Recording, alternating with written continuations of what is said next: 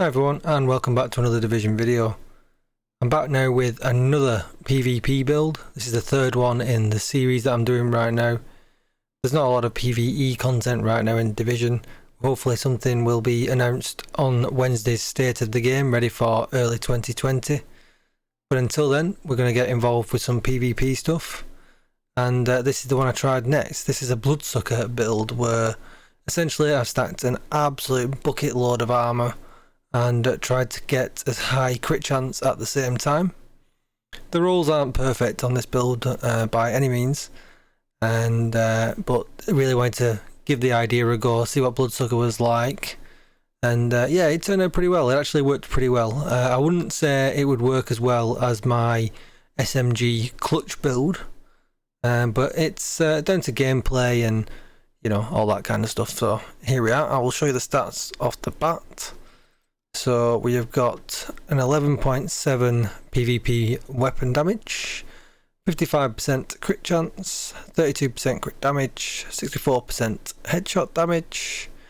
Let's have a quick look what else would be important. 40% AR damage because we're using an assault rifle, and that is about it. It's a small 5.5% on the all weapon damage bonus. So essentially what we're building this around is, I'll go to the Bloodsucker talent straight away. Depleting an enemy's armour adds a stack of 25% bonus armour for 10 seconds, and the max stack is 6. And that's basically what we're basing this build around. When we're in PvP, if I flick over,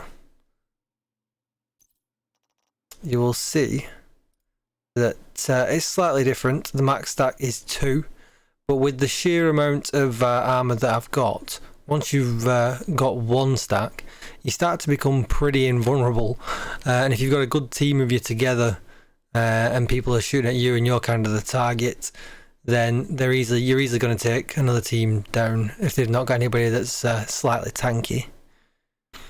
So we'll keep the PvP stats on so that when we go through this it makes a little bit more sense. We'll start with the specialisation here.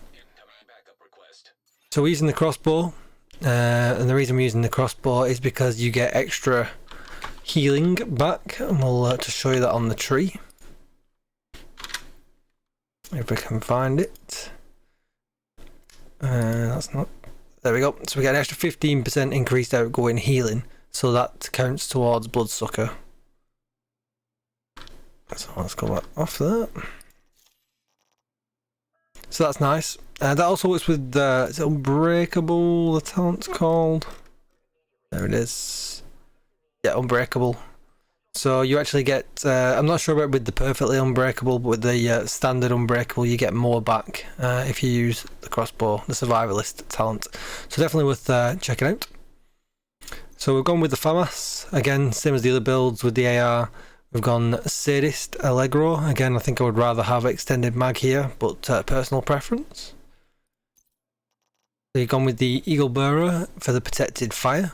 So while holstered, get 10% bonus armor while firing your current weapon. Obviously with the sheer amount of armor that we're running, that's quite a lot. And then we go protected reload with the pistol. While equipped, this weapon grants 10% bonus armor while reloading. They stack together. Because as long as you've got the button held down, the fire button held down, the Eagle Bearer bonus is it doesn't disappear, so they stack together, which is quite nice. Going with the Fenris mask, you could go with a DNH mask. It's just that I wanted some health. I say that, but I'm showing you one with the hazard protection. So the reason I say I wanted some health was I've only got 60k health, so I'm susceptible to being bled. So that's what you got to be careful with this build. I would like to have a bit more. I would essentially like to have this mask with health and critical hit chance, which there we go. That's what I was going to use if I had some good Fenris gloves, but I've not. So you can swap things around. By all means, you don't have to have the same things in the same slots as me. If you get the right rolls in the right places, that's all that counts. But yeah, for this one, I've gone with the Fenris mask, essentially because I want the 10% assault rifle damage here. But you could put that on mask, or you could put that on your gloves here, Fenris, in either or of these places, and that would work absolutely fine. This is the chest piece, so pretty damn good. So we've got 20k armor, and then we've got a 30% modified armor roll on it with 8.5% headshot damage. I would have loved this to be crit hit chance, but unfortunately I've not come across one with crit hit chance on yet, and armor and bloodsucker, so I can roll this 30% on. And then we're going to put in some mods that we got. These were available from the vendor the other day, but 4% total armor, some explosive resistance, and then some more armor, AR damage, and then we've got some more armor, explosive resistance, and 4% total armor. Then we're going to the the Healer Guard holster. A whole load of stats here. We've got some crit hit chance, we've got some health, and then we have got some other mods in there. These mods are actually wrong. Hey! So these are SMG mods in there, and they should be assault rifle mods. So the damage that I showed you earlier on will be slightly lower than what is intended. We're then using a Healer Guard backpack again because we wanted the hazard protection essentially from the healer set. So we only needed 2 pieces. I'm actually running 4. And that's not through any intended reason, it's just because it essentially gets me the stats that I need. So we've got 11% total armor, we've got 10k total armor here, and then we've got some crit hit chance, spark and hardened, which is what we need here as well. Extra damage here, so 15% damage when my Seeker Mine hits, and then a further 15% extra armor. Then we're going to total armor again and more armor in the defensive slots, and I've actually got a 7% reload speed mod now, but let's put some reload speed in here the best you can. Then I'm going to move on to the gloves. So you can swap these out for the Wyvern gloves if you've got a good set. So this has got, obviously this could be 13% nowadays. This build's a little bit old, I'm just a little bit late getting the build out, but these could be 13%. We've got some critical hit chance here because I wanted to get as close to 60 as possible, and then and then I've got a critical hit chance mod here to punch my to get as close to that 60% cap as possible. I had to put because my other rolls aren't that great, I had to put a mod in here to bump it up. Knee pads, this is a bit of a personal preference actually.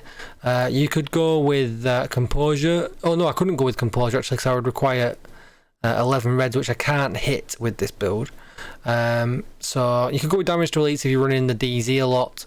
I chose, because this to be more of an all-rounder build for DZ and for conflict, to go with patience and just make sure I go in cover more than often than not. Purely because patience is really good when you've got really high armor. So with these, everyone knows by now, the Healer Guard ones, it's just a whole lot of blues. I have then stacked armor in all these places. Essentially I could stack health here as well, and that would help with my health problem I was talking about before, for if I'm being bled a lot. So by all means put a couple of blue health mods in there, especially if you've got some percentage mods with health on as well. You can get close to that 100k and then you'll be okay.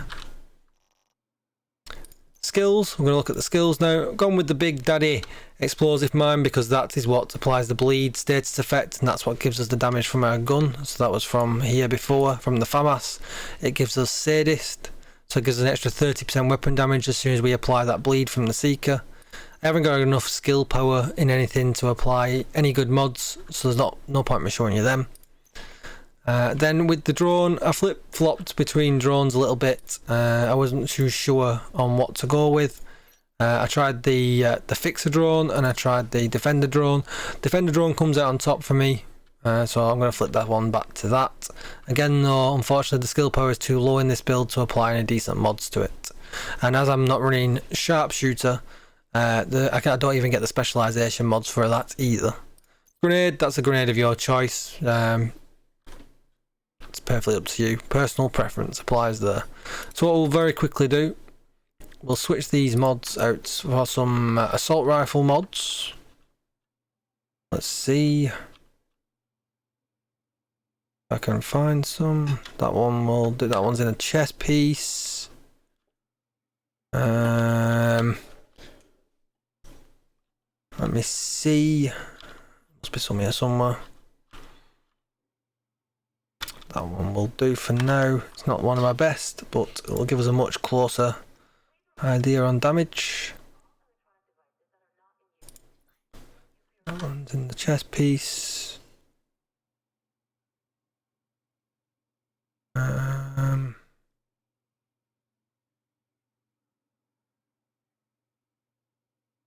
we go, a 6% one. So that's better. Let me just save that, load it really quickly just so that I don't ruin it. PvP Bloodsucker. Perfect, and then we'll go back to the stats and we'll take a quick look at that. So let's push the weapon damage up quite a bit actually, there's an extra 2k in there. So that's quite nice. But yeah, let's have a look guys, see what you think, see how it plays out. I personally prefer the clutch builds that I posted before, but a lot of people do run Bloodsucker. I think this would be more of a conflict build, because you know you're going to come up against multiple enemies, and when Bloodsucker kicks in, if you've got one enemy down, if you've got the armor down on one enemy, you start to become pretty tanky, and you've got a decent amount of damage to go with it, with the if you've hit him with the Seeker Mine with the Sadist talent. So yeah, let me know what you think guys. If you've done this build better, please do post below. You know, I could put perhaps a Wyvern or a DNH backpack in here for an extra bit of damage as well, so there's always that to think about. But yeah, thanks for tuning in guys. If you want to come and say hello, you'll see me streaming most days over on Twitch, twitch.tv/DJTICKLE. If you liked the video or you liked any of the other content on the channel, please do consider hitting the subscribe button, liking this video, and hitting the bell for notifications on future uploads. I'm going to try and push as much Division content as possible to my channel, especially now over the quiet period, just to try something a little bit different. Alright, thanks guys, thanks for tuning in, and I will see you in the next one. Bye bye.